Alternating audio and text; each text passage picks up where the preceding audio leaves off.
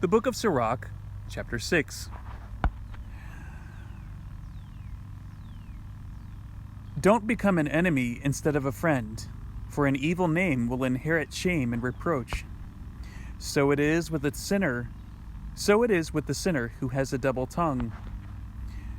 Don't exalt yourself in the counsel of your soul, that your soul not be torn in pieces like a bull. You will eat up your leaves, destroy your fruit, and leave yourself like a dry tree. A wicked soul will destroy him who has it, and will make him a laughingstock to his enemies. Sweet words will multiply a man's friends. A gracious tongue will multiply courtesies. Let those that are at peace with you be many, but your advisers one of 1,000. If you want to gain a friend, get him in a time of testing, and don't be in a hurry to trust him.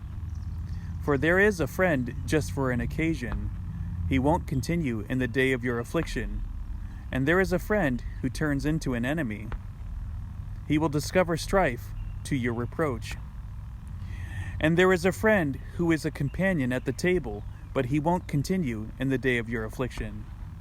In your prosperity he will be as yourself, and will be bold over your servants. If you are brought low, he will be against you, and will hide himself from your face. Separate yourself from your enemies, and beware of your friends. A faithful friend is a strong defense. He who has found him has found a treasure. There is nothing that can be taken in exchange for a faithful friend. His excellency is beyond price. A faithful friend is a life-saving medicine. Those who fear the Lord will find him. He who fears the Lord directs his friendship properly, for as he is, so is his neighbor also. My son, gather instruction from your youth up. Even when you have gray hair, you will find wisdom.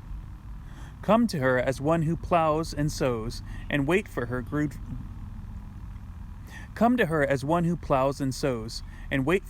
fruit, for your toil will be little in her cultivation.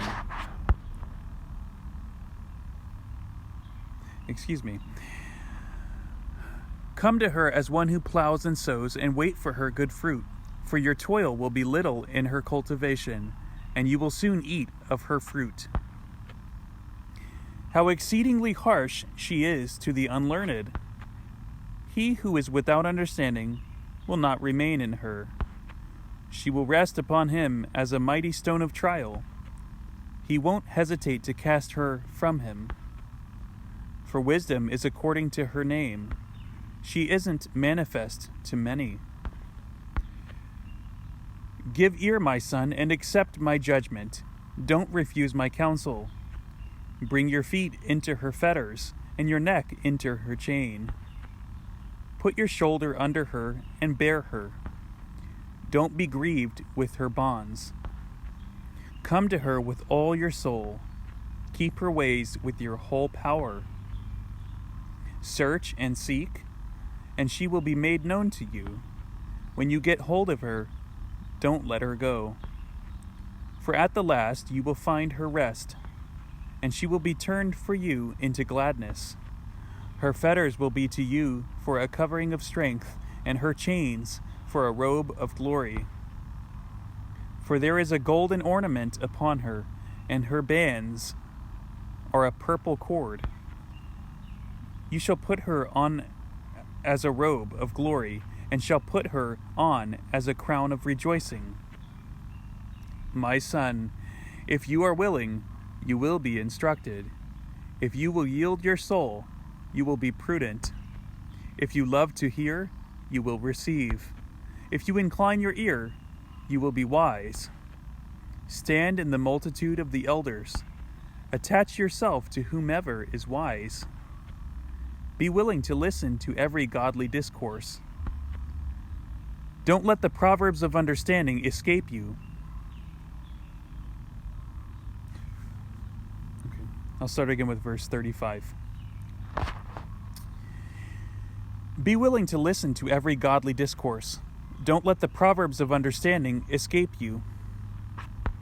If you see a man of understanding, get to him early.